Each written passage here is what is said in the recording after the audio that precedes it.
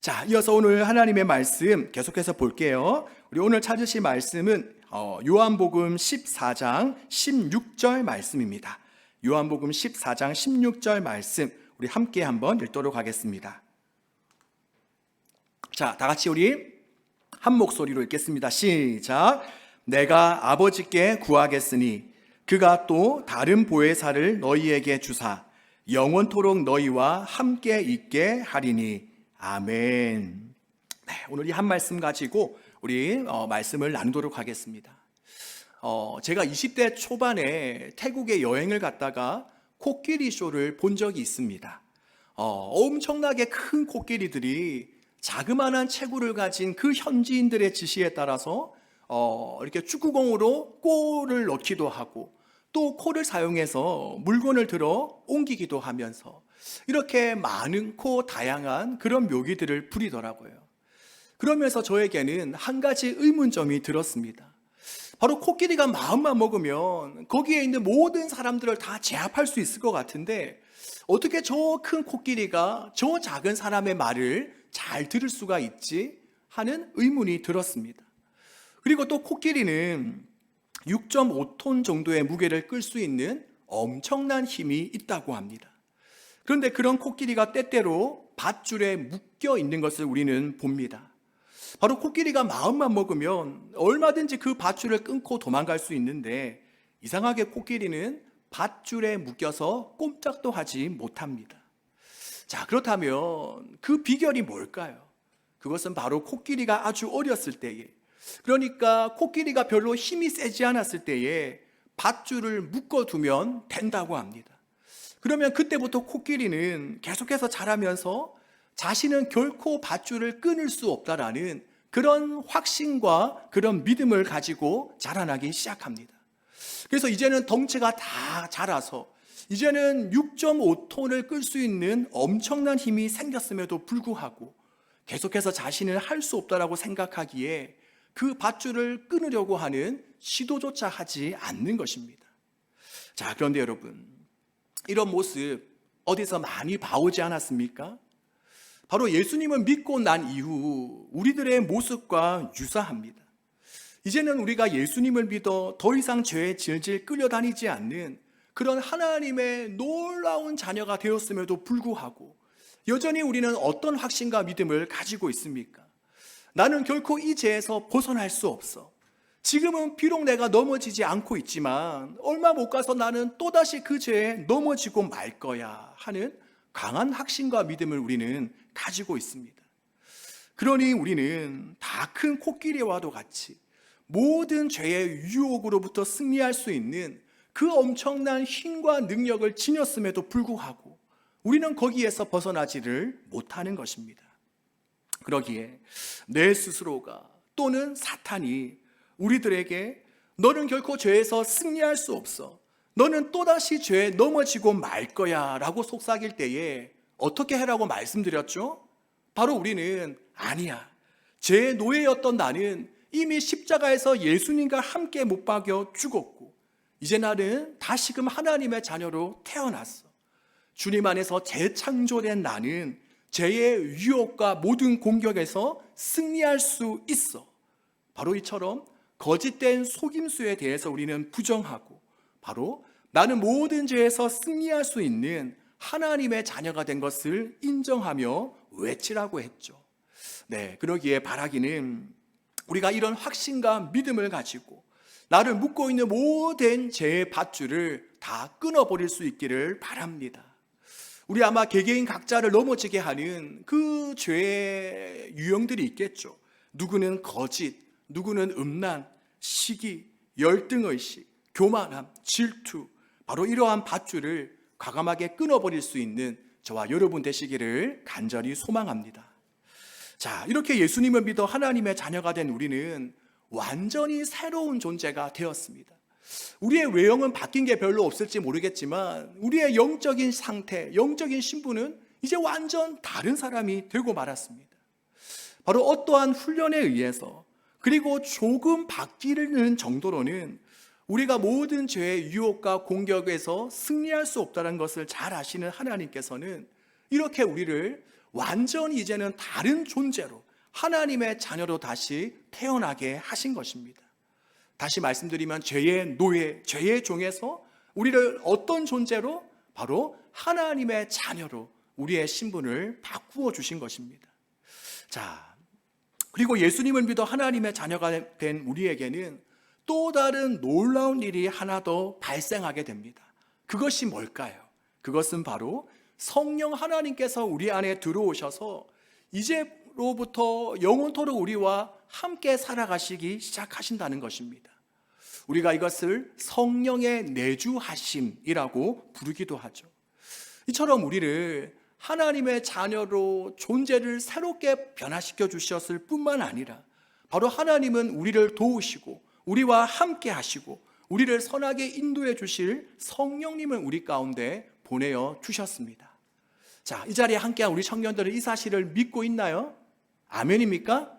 아멘. 자, 다 같이 한번 오늘 본문 말씀을 한번 보겠습니다. 자, 본문 말씀을 보면 우리 주님은 이렇게 말씀하셨습니다. 자, 다시 한번 더 읽어보도록 하겠습니다. 시작. 내가 아버지께 구하겠으니 그가 또 다른 보혜사를 너희에게 주사 영원토록 너희와 함께 있게 하리니. 아멘. 우리가 다들 들어봤을 것 같은데 여기에서 보혜사라는 단어의 뜻은 뭘까요? 보혜사. 이것은 바로 돕는 자, 상담자, 안내자, 이러한 여러 가지 뜻이 있습니다. 그러니 하나님께서는 우리를 더 이상 죄에 넘어지지 않는 하나님의 자녀로 새롭게 만들어 주셨을 뿐만이 아니라 동시에 우리를 도우시고 계속해서 우리를 보살펴 주시는 그 성령님을 보내어 주신 것입니다. 이처럼 우리가 인정하든 인정하지 않든 우리가 느끼든 느끼지 않든 분명한 사실은 무엇이냐? 바로 성령 하나님께서 우리 안에 거하시며 우리와 함께 살아가신다는 것입니다. 자, 여러분 어때요? 믿어지나요? 별로 안 믿어지죠. 자, 우리의 느낌으로는 성령님은 계신가 안 계신가 별로 안 느껴져요. 그렇기 때문에 우리의 느낌과 감정으로 이것을 확인하는 것이 아니라 우리가 하나님의 말씀으로 이것을 한번 확인해 보는 것이 중요합니다. 자, 우리가 성경에 보면 성령님께서 거하심으로 나타나는 현상들에 대해서 말씀하고 있습니다.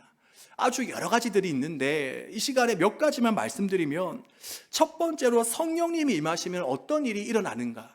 바로 예수님을 나의 주인으로, 나의 주님으로 고백하게 됩니다. 우리가 고린도전서 12장 3절에 보면 성령으로 아니하고서는 누구든지 예수를 주시라 할 수 없느니라. 즉 성령님이 아니고서는 그 누구도 예수님을 나의 주인, 나의 주님이라고 고백할 수 없는 것입니다. 자, 그렇기에 지금 우리가 예수님을 향해 나의 주, 나의 주님, 나의 주인이라고 고백하는 것은 누가 우리 안에 거하시기 때문이다? 바로 성령님이 우리 안에 거하시기 때문이다. 자, 그리고 또 성령님이 우리 안에 거하시는 두 번째 증거는 뭐냐? 자, 첫 번째와 비슷한데 바로 하나님을 아빠, 아버지라고 부르게 됩니다. 우리가 로마서 8장 15절에 보면 이렇게 말씀합니다. 양자의 영을 받았으므로 우리가 아빠, 아버지라고 부르짖느니라. 자, 우리는 하나님을 향해서 아버지라고 부르는 것이 자연스럽습니까? 부자연스럽습니까? 매우 자연스럽죠. 거리낌이 없어요. 우리도 그냥 쉽게 하나님 아버지, 하나님 아빠 하고 우리가 부르잖아요. 그런데 과연 믿지 않는 사람들도 마찬가지일까요? 불신자들도 과연 하나님을 아빠, 아버지라고 부를 수 있을까요? 그렇지 않죠.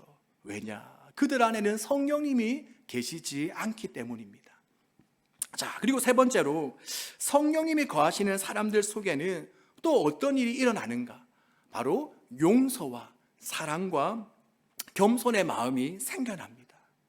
아마도 우리가 살아가면서 몇 번쯤은 누군가에게 상처 준 말을 하거나 또 누군가와 다툼을 한 적이 다 있을 것입니다. 그럴 때 우리 안에 어떤 생각과 마음이 듭니까? 야, 이번에 저 녀석 콧대를 한번 내가 제대로 꺾어줘야겠다. 저 녀석이 먼저 사과할 때까지 내가 절대로 미안하다라고 이야기하지 않겠다. 이런 마음이 드나요? 드는 사람 몇 명 있는 것 같은데 그렇지 않죠. 상대방이 나에게 잘못을 했든 하지 않았든 누군가와 관계가 틀어지면 우리 안에 어떤 마음과 생각이 드는가? 내가 먼저 다가가서 말을 걸어야겠다. 괜히 내가 한 말 때문에 저 친구가 상처를 받은 것은 아닐까? 어떻게 하면 내가 다가가서 먼저 용서를 구할 수 있을까? 이런 생각이 다 들죠. 그렇다면 그 이유는 뭘까요? 바로 우리 안에 거하시는 성령님께서 우리로 하여금 먼저 너가 화해하고 너가 용서하고 너가 사랑할 것을 요구하시기 때문입니다. 저도 그렇더라고요. 제가 결혼을 해서 아내와 부부싸움을 할까요, 안 할까요? 할까요, 안 할까요? 지금 표정이 저런 질문을 당연히 할 것 같은데 맞아요. 결혼 초반에 많이 싸웠어요. 아내와 서로 이제 서운한 일로 다툼을 하기도 하고 또 티격태격거리고 각자의 방에 있을 때마다 항상 주님은 저에게 뭐라고 하셨냐? 그래, 현우가 너가 잘했다. 이번에 아주 본때를 보여줘라. 지금 너가 여기서 지면 이제 평생을 끌려다닐 거야. 그러니 절대 지지 마. 나는 너를 응원해. 라고 말씀하셨을까요? 그렇지 않아요. 주님은 항상 저에게 현우가 너가 잘못했다. 너가 좀 더 참고 인내했으면 좋았을 텐데 너가 왜 그랬니? 하면서 아내의 마음이 지금 어떠할지 또 지금 아내의 그 상황들이 어떠할지를 저에게 말씀해 주시고 느끼게 해 주시더라고요. 자, 이렇게 성령의 사람들은 성령님으로부터 너가 먼저 용서하고 사랑하고 또 너가 항상 겸손하게 살아라라는 그 명령을 받게 되는 것입니다. 자, 그리고 네 번째로 성령님이 거하시는 사람은 또 어떤 일이 일어나는가? 바로 하나님의 소원을 마음에 품게 됩니다. 즉 하나님이 기뻐하실 만한 일을 하고자 하는 그 마음을 품게 되는 것입니다. 우리가 빌립보서 2장 13절 말씀을 보면 이렇게 말씀합니다. 자, 우리 함께 한번 읽어볼까요? 자, 시작. 너희 안에서 행하시는 이는 하나님이시니 자기의 기쁘신 뜻을 위하여 너희에게 소원을 두고 행하게 하시나니. 아멘.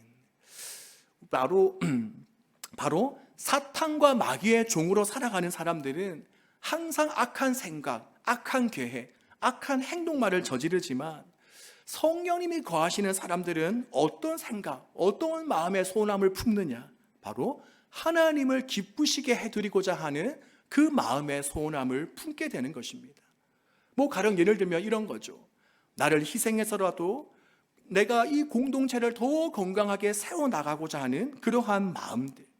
또 하나님을 알지 못하는 친구가 있으면 그에게 하나님을 전하고 싶은 그런 마음 등.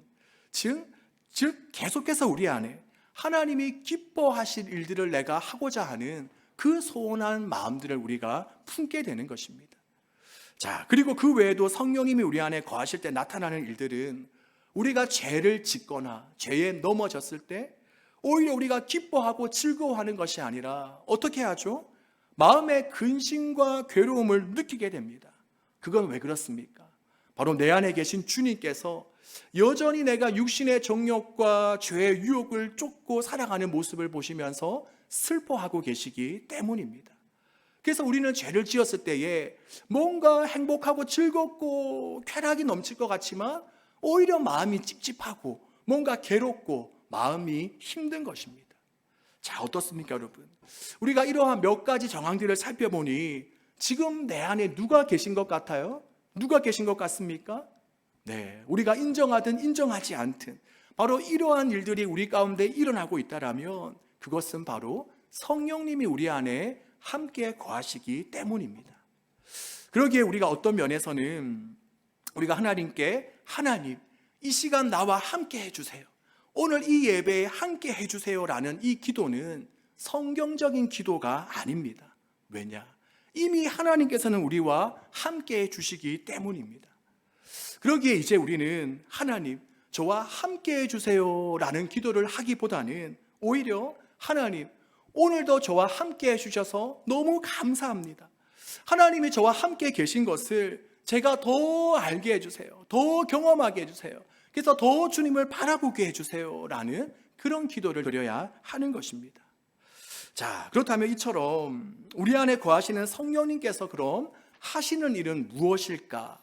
자, 성령님께서 우리 안에서 하시는 일이 뭔지 이 시간에 몇 가지 말씀드리려고 하는데, 자, 첫 번째로 성령님께서 우리 안에서 하시는 일은 뭐냐? 바로 진리로 우리를 인도하십니다. 자, 성령님께서 우리 안에 첫 번째로 하시는 일이 뭐라고요? 우리를 어디로 진리로 인도하십니다. 자, 요한복음 16장 13절을 보면 이렇게 말씀합니다. 그러나 진리의 성령이 오시면 그가 너희를 모든 진리 가운데로 인도하시리니. 자, 그렇습니다. 바로 진리의 영이신 성령님은 우리를 진리로 인도하시는데, 그렇다면 여기서 말하는 진리는 뭐냐? 바로 예수님께서 하신 말씀을 뜻하기도 하고, 바로 진리 그 자체이신 예수님을 가리키기도 합니다. 그러니 첫 번째로 성령님께서 우리 안에서 하시는 일은 뭐냐? 바로 날마다 우리로 하여금 예수님께로 가까이 나아갈 수 있도록 우리를 인도해 주시는 것입니다. 이것이 바로 성령님이 우리에게 행하시는 첫 번째 일입니다. 자, 그렇다면 또 두 번째로 성령님께서 우리 안에 하시는 일이 뭐가 있을까요? 뭐가 있을까요? 우리 승현이 뭐가 있을 것 같아? 네, 뭐라 했는데 욕한 건 아니죠? 자, 두 번째로 성령님은 우리에게 성령의 열매를 맺도록 하십니다. 자, 갈라디아서 5장 22절에서 23절까지 말씀을 보면 성령의 9가지 열매가 나옵니다.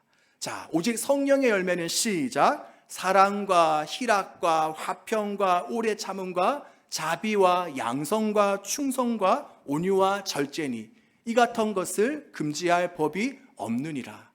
우리 청년들이 너무 잘 따라하기래 내가 깜짝 놀랐는데 위에 이렇게 나오구나. 그래요.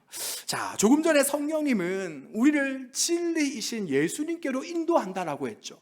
그러니까 성령님은 우리를 다른 데로 인도하는 것이 아니라, 막 다른 데로 데리고 가시는 것이 아니라, 성령님은 반드시 우리를 진리 대신 예수님께로 인도하십니다. 그리고 우리가 진리 대신 예수님을 따라서 살다 보면 자연스럽게 내가 억지로 막 이것을 하려고 해서 맺혀지는 것이 아니라, 그저 진리 대신 성령님을 점차 따라가다 보면 자연스럽게 우리 안에는 성령의 열매들이 맺히기 시작합니다. 바로 방금 전에 읽었던 사랑부터 절제까지 바로 우리의 인격과 성품이 바뀌기 시작하는 것입니다. 그런데 종종 우리는 이런 말을 교회 안에서도 들을 때가 있습니다. 사람은 고쳐서 쓰는 게 아니다. 사람은 절대 안 바뀐다. 여러분, 혹시 교회 안에서 이런 이야기 들어본 적 있나요? 네, 그런데 여러분, 이 말이 진짜일까요? 이 말이 정말일까요? 이 말대로 사람은 절대 바뀌지 않을까요? 네, 우리 고은이 어떻게 생각합니까? 사람이 바뀐다, 안 바뀐다? 바뀝니다. 눈치가 아주 빨라요. 그래요. 사람은 바뀝니다. 왜냐? 가지된 우리가 나무이신 예수님 안에 거할 때 우리 안에는 예수 그리스도라는 열매를 맺을 수 있기 때문입니다. 즉 주님 안에 거하며 우리가 진리 안에서 살기 시작하면 자연스럽게 우리의 성품은 변하기 시작하는 것입니다. 그러기에 우리가 저 사람 신앙은 참 좋은데 성격은 좀 이상해 라는 말은 결코 있을 수가 없습니다. 왜냐? 신앙이 좋으면, 즉 주님과의 관계가 깊어지면 깊어질수록 자연스럽게 성격도 좋아질 수밖에 없기 때문입니다. 왜냐? 주님이 우리의 인격을 건드리시고 우리의 인격을 만지시고 우리의 인격을 변화시켜 주시는데 왜 성격이 바뀌지 않겠습니까? 그러기에 우리 모두는 날마다 주님을 따라감으로 말미암아 이러한 성령의 열매, 날마다 예수님 닮아가는 그런 성품과 인격을 가질 수 있기를 주님의 이름으로 축복합니다. 자, 이처럼 성령님께서 하시는 일이 뭐라고요? 첫 번째는 우리를 어디로 인도한다? 진리로. 바로 진리는 예수님이라고 했죠. 성령님은 예수님께로 우리를 인도하세요. 또 성령님은 우리로 하여금 성령의 열매를 맺게 하십니다. 자, 그리고 세 번째로 성령님은 뭘 하시냐? 우리에게 비전을 보여주십니다. 자, 이번에는 사도행전 2장 17절 말씀 우리 함께 한번 읽어보도록 하겠습니다. 우리 화면을 보면서 사도행전 2장 17절 말씀입니다. 자, 시작. 하나님이 말씀하시기를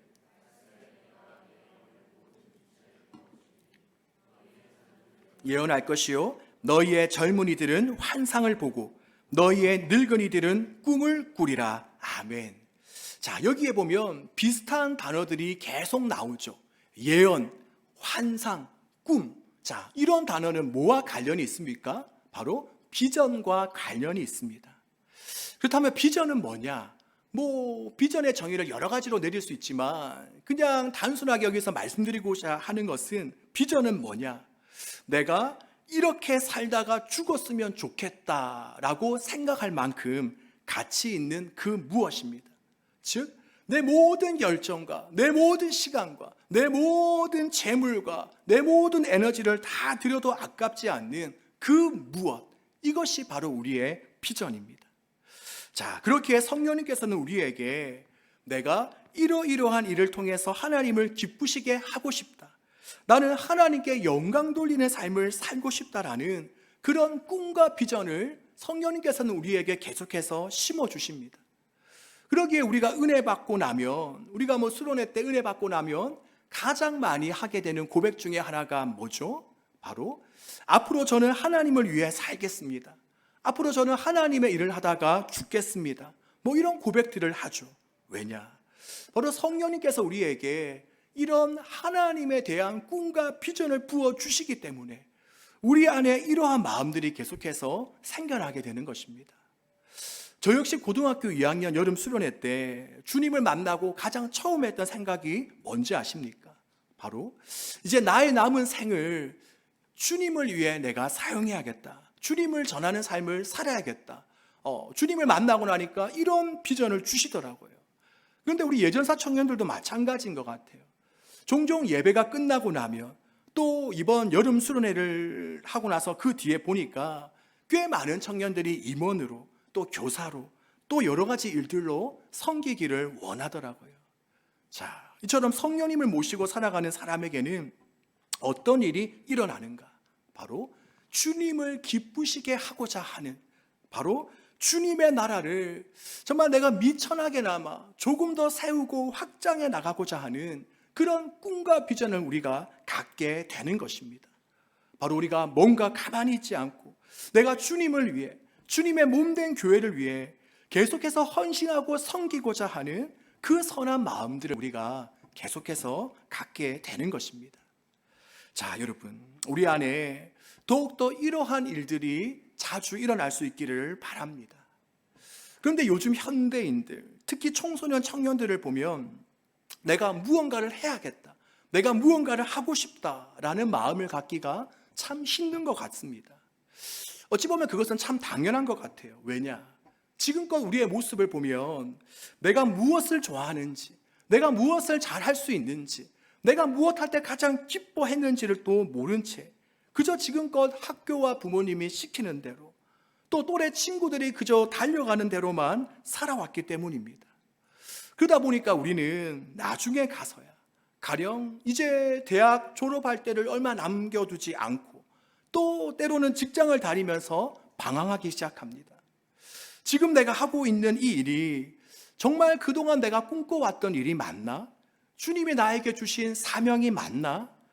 지금껏 남들 쫓아온다고 여기까지 왔는데, 또 부모님이 시키고 학교 선생님이 시키니까 여기까지 오기는 했는데, 이제 이후로 나는 무엇을 하며 살아야 되지? 어떻게 살아야 되지? 하는 고민과 갈등을 하기 시작하는 것입니다. 그런데 여러분, 바로 이러한 부분들을 성령님께서 해결해 주십니다.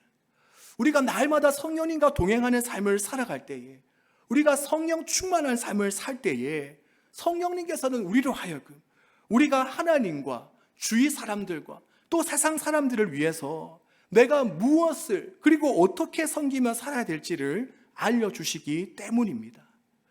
그러기에 바라기는 우리 청년들이 세상이 바라보고 외치는 대로가 아니라 정말 성령님께서 우리 개개인 각자에게 부어주시는 비전과 꿈을 가슴에 품고 그것을 쫓아 살아갈 수 있기를 주님의 이름으로 축복합니다. 자, 그리고 네 번째로 성령님께서 하시는 일은 뭐냐? 우리에게 능력을 주십니다. 자, 뭘 주신다고요? 능력을 주십니다.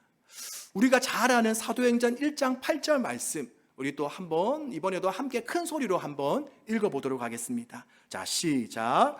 오직 성령이 너희에게 임하시면 너희가 권능을 받고 예루살렘과 온 유대와 사마리아와 땅끝까지 이르러 내 증인이 되리라 하시니라. 아멘. 그렇습니다. 우리가 조금 전에는 성령님께서 우리에게 뭘 주신다고 했죠? 뭘 주신다? 네, 비전을 주신다. 자, 이처럼 성령님은 우리에게 비전을 주실 뿐만이 아니라 그런 비전과 꿈을 이룰 수 있도록 하는 능력도 함께 주십니다. 아멘이십니까? 지금 저는 목사로서 매주 한 2편에서 3편 정도의 설교를 하는데 설교 준비를 할 때마다 항상 벅참을 느낍니다. 도저히 저의 지혜와 능력으로는 감당할 수 없다라는 그런 생각을 매번 하게 됩니다. 그런데 신기한 것은 그렇다고 지금껏 설교문을 작성하지 못해서 설교를 펑크 낸 적은 한 번도 없습니다. 왜 그럴까요? 바로 제게 있는 지혜와 능력으로는 이 설교문을 작성하는 것이 무리이지만 그런 저를 주님께서는 불쌍하게 보시고 그것을 감당할 만한 지혜와 능력을 주시기 때문입니다. 그런데 여러분, 이것이 비단 저만 그렇겠습니까? 그렇지 않습니다. 바로 하나님께서 지금 우리 청년들에게, 바로 여러분에게 하나님의 꿈과 비전을 주셨다면, 그리고 지금 여러분이 그것을 위해 열심히 달려가고 있다면 하나님께서는 반드시 그것을 감당할 만한 지혜와 힘과 능력을 함께 주십니다. 이런 말에서는 아멘 정도 이렇게 살짝 나와야 되는데, 자, 다시 하나님께서는 반드시 그것을 감당할 만한 힘과 지혜와 능력을 주십니다. 네, 그래도 좀 약하다. 자, 아무튼 넘어갈게요. 자, 그렇기에 여러분, 사도 바울은 주님께 뭐라고 고백합니까? 자, 우리가 잘 아는 말씀. 자, 우리 말씀이라도 한번 크게 읽어봅시다. 자, 빌립보서 4장 13절 말씀 시작. 내게 능력 주시는 자 안에서 내가 모든 것을 할 수 있느니라. 아멘. 그렇습니다. 이처럼 주님은 그저 우리에게 꿈과 비전만을 주실 뿐만이 아니라 그것을 감당하고도 남을 만한 힘과 능력과 권능을 함께 주십니다. 그러기에 우리는 이것을 믿고 계속해서 나의 지혜와 힘만으로 모든 것을 감당하려 하지 말고 우리가 순간순간 매일매일 하나님의 능력을 의지하며 하나님께서 부어주시는 힘과 권능으로 감당할 수 있기를 주님의 이름으로 축복합니다. 자, 이처럼 성령님께서 우리 안에서 행하시는 일들은 뭐냐? 우리가 한번 다시 정리해보면 첫 번째, 성령님은 우리를 진리 되신 예수님께로 인도하십니다. 그래서 우리로 하여금 예수님의 말씀이 생각나게 하고 또 예수님께로 가까이 나아가도록 도와주십니다. 또 성령님은 우리로 하여금 성령의 열매를 맺게 하십니다. 점점 예수님을 닮아가게 하는 거죠. 그래서 예수님의 제자도 보면 우레의 아들, 정말 성격이 급하고 안 좋았던 야고보와 요한, 근데 나중에 요한이 어떻게 바뀌죠? 사랑의 사도로 바뀌게 됩니다. 자, 그리고 마지막으로 성령님은 우리에게 비전과 함께 그것을 감당할 능력을 함께 주십니다. 자, 그런데 여러분, 이제 마지막 중요한 것 한 가지. 방금 전에 말씀드린 이러한 일들이 우리 가운데 일어나려면 우리가 기억하며 실천해야 될 한 가지가 있습니다. 그것은 뭐냐? 바로 성령님과 동행하는 삶을 사는 것입니다. 우리가 성령님께 민감하게 반응하며 순종하는 삶을 사는 것입니다. 이것을 다른 말로 하면 성령 충만이라고 부르기도 하죠. 자, 그리고 우리가 이렇게 성령님께 순종하며 성령님과 함께 동행하며 살아야 되는 이유는 뭐냐? 바로 성령 하나님은 인격적인 분이라서 지금 내가 원하지도 않는데, 지금 내가 이러한 삶을 살기를 원하지도 않는데 성령님은 억지로 우리를 이끌고 가시는 분이 아니시기 때문입니다. 그러기에 조금 전에 말씀드린 이러한 일들이 우리 가운데 일어나기 위해서는 우리 역시 성령님께서 하시고자 하는 그 일에 대해서 우리도 적극적으로 동의하며 함께 따라가야 됩니다. 여러분, 아무리 교회를 오래 다녀도 절대 변하지 않는 사람이 있다 없다? 있다 없다? 지금 옆 사람 때문에 대답을 지금 잘 못합니까? 자, 우리 교회 아무리 열심히 다녀도 안 변한 사람 있죠? 있죠. 왜 그렇습니까? 하나님이 가짜라서 그렇습니까? 그렇지 않습니다. 바로 교회만 다닐 뿐 성령님을 따라 살지 않기 때문입니다. 성령님과 동행하는 삶을 살지 않기 때문입니다. 자, 그렇다면 우리가 마지막으로 성령님과 동행하는 삶을 살기 위해서는 동행하며 산다는 것은 무엇을 말합니까? 바로 간단하게 말씀드리면 몇 가지. 먼저 첫 번째는 내 안에 계신 성령님을 의식하며 사는 것입니다. 주님이 언제나 나와 함께 하시구나. 지금 이 순간에도 성령님이 나와 함께 하시구나 하는 것을 기억하며 살아가는 것입니다. 그래서 성령님과 동행하는 가장 첫 번째는 성령님이 지금 이 순간 나와 함께 한다는 것을 기억하는 것입니다. 두 번째는 뭐냐? 성령님을 자주 부르고 찾는 것입니다. 우리가 아침에 일어났을 때, 밥을 먹을 때, 또 누구를 만나거나 길을 걸어갈 때에 나와 함께 계시는 성령님을 내버려 두지 않고 성령님, 하나님 하면서 우리가 부르면서 찾는 것입니다. 그리고 다음 세 번째는 뭐냐? 성령님께 자꾸 묻고 또 성령님께서 주시는 감동을 내가 기다리는 것입니다. 성령님, 지금 이런 상황 속에서는 내가 어떻게 하면 좋을까요? 지금 저 친구에게 제가 무슨 말을 하면 좋겠습니까? 성령님, 저 친구 때문에 내가 지금 열받아 죽겠는데 제가 어떻게 반응하면 좋겠습니까? 이렇게 우리가 성령님께 묻는 것입니다. 그리고 물었다면 곧바로 내 생각대로 행동하는 것이 아니라 성령님이 주시는 어떤 감동이 내 안에 올 때까지 우리가 기다리는 것입니다. 그리고 그 다음은 주신 감동대로 살아가는 것입니다. 바로 순종하는 것입니다. 그럴 때 여러분, 조금 전에 제가 말씀드린 성령님께서 우리 안에 오셔서 하시고자 하는 그 일들이 비로소 우리 가운데 일어나기 시작하는 것입니다. 자, 이제 말씀을 정리하며 설교를 마무리하겠습니다. 우리 사랑하는 여러분, 지금 내 안에 성령님이 계시다는 사실을 결코 잊지 마시기를 바랍니다.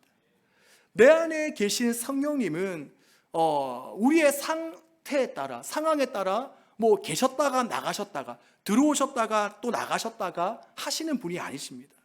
나를 찾아오신 성령님은 오늘 본문에서와 같이 영원토록 우리와 함께 하십니다. 결코 우리를 내버려 두지 않으십니다.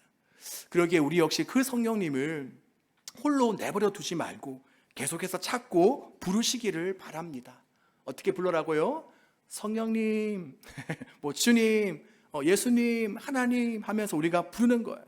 그리고는 세 번째, 우리가 성령님께 묻고 또 주시는 대답, 감동을 받아서 순종하기를 바랍니다. 그러할 때 우리 모두가 성령님께서 나와 함께 하신다는 그 사실을 우리가 더 느끼고 경험하게 될 것이고, 또 성령님이 내 안에서 하시고자 하는 그 일들이 분명하게 나타나게 될 것입니다. 바로 이런 일들이 저와 여러분의 삶 속에 나타나기를 주님의 이름으로 축복합니다.